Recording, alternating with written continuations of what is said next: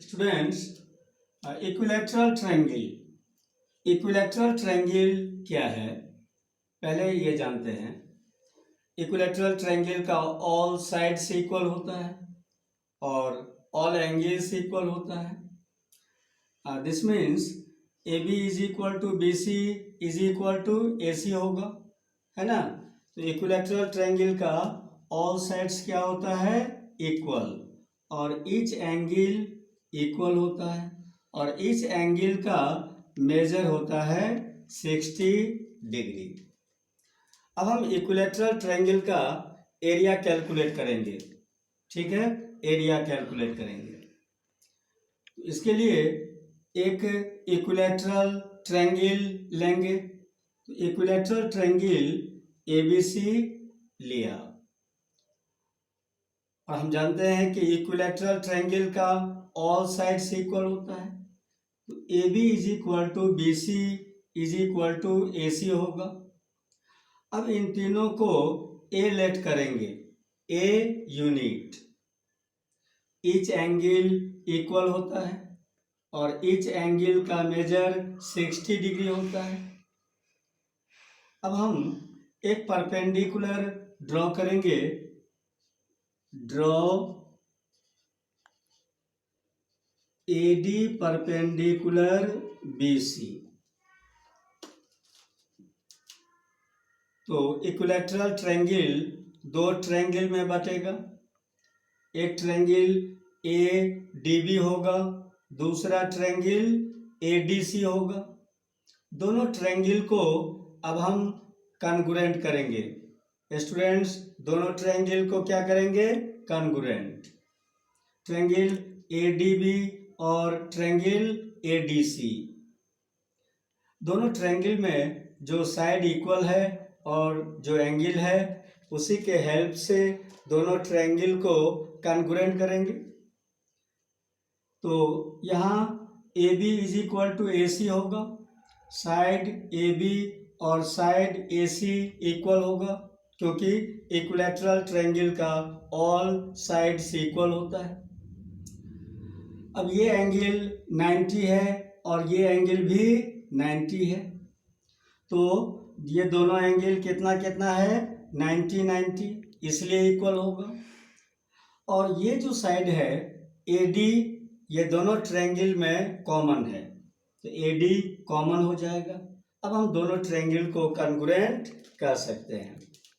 तो दोनों triangle ADB और ट्रायंगल ADC कॉन्ग्रुएंट हो गया। किस कॉन्ग्रुएंस रूल से? RHS से। क्यों? क्योंकि एक एंगल 90 डिग्री का है जिसको राइट एंगल कहते हैं, उसको R से रिप्रेजेंट किया जाता है, तो वो इक्वल हुआ है।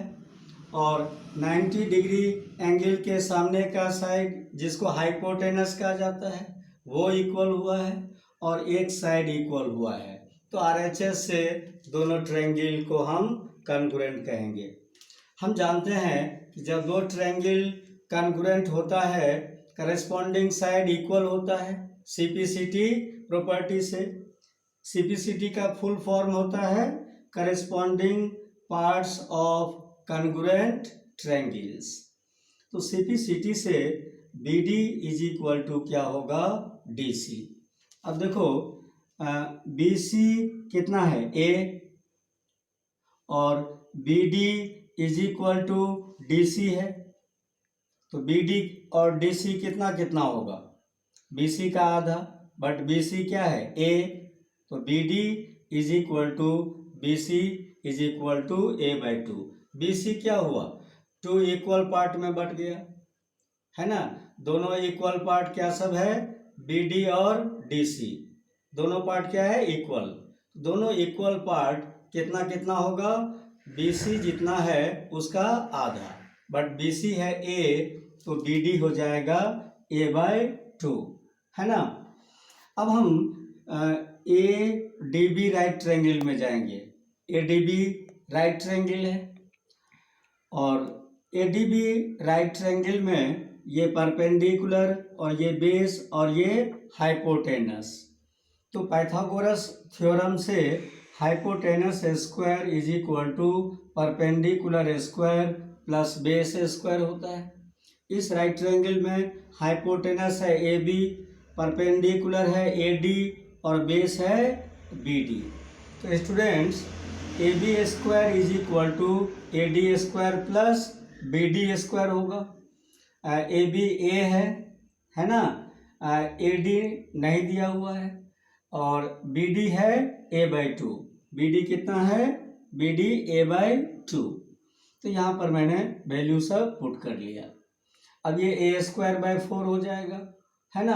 अब हम इसको, है ना, इस तरफ शिफ्ट करेंगे तो ए डी स्क्वायर हो जाएगा a square minus a square by 4।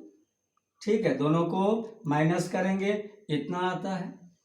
अब हम ए डी फाइंड करेंगे तो स्क्वायर हटाना होगा, तो दूसरे तरफ मीन्स इज इक्वल टू के दूसरे तरफ मीन्स इधर के तरफ क्या लग जाएगा, रूट, है ना। ए डी स्क्वायर इतना है तो ए डी कितना होगा, तो स्क्वायर हटाएंगे और उस साइड रूट लग जाएगा, तो रूट लग गया। अब 3 पेयर में नहीं है, 3 रूट में रहेगा। 4 का स्क्वायर रूट होगा 2 और ए स्क्वायर का स्क्वायर रूट क्या होगा, ए। तो A D is equal to root 3/2 a, है ना। यहाँ स्टूडेंट्स ए डी क्या है, ए डी इक्विलैटरल ट्रायंगल का हाइट। तो इक्विलैटरल ट्रायंगल का हाइट कितना हो जाएगा, रूट 3/2 ए। अब हम फाइंड करेंगे इक्विलैटरल ट्रायंगल का एरिया, है ना। तो मैंने बताया था कि जब किसी ट्रायंगल में, है ना, परपेंडिकुलर ट्रायंगल के किसी साइड पर होता है तो जिस साइड पर परपेंडिकुलर होता है वो साइड बेस होता है और वो परपेंडिकुलर ट्रायंगल का हाइट है। तो इसमें ए डी परपेंडिकुलर है और बी सी बेस है ना। परपेंडिकुलर ट्रायंगल का हाइट हो जाएगा। तो ट्रायंगल ए बी सी का एरिया कैसे निकालेंगे, half into base into height. यहाँ पर बेस है बी सी और बी सी कितना है, ए, तो बी सी की जगह ए आ जाएगा। और हाइट ए डी क्या है, हाइट कितना आया, रूट 3/2 ए। यहाँ पर रूट 3a पुट करेंगे।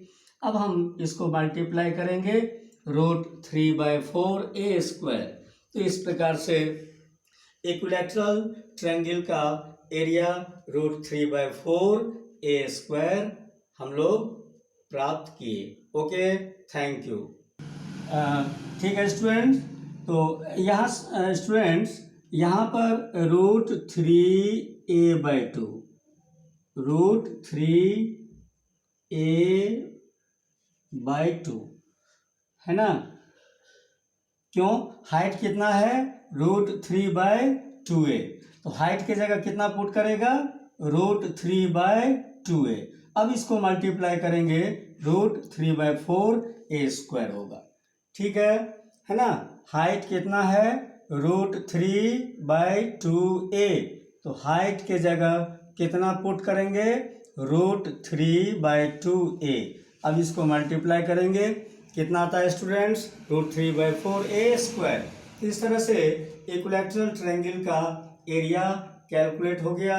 कितना आया जी, रूट 3/4 ए स्क्वायर। ठीक है, ओके, थैंक यू।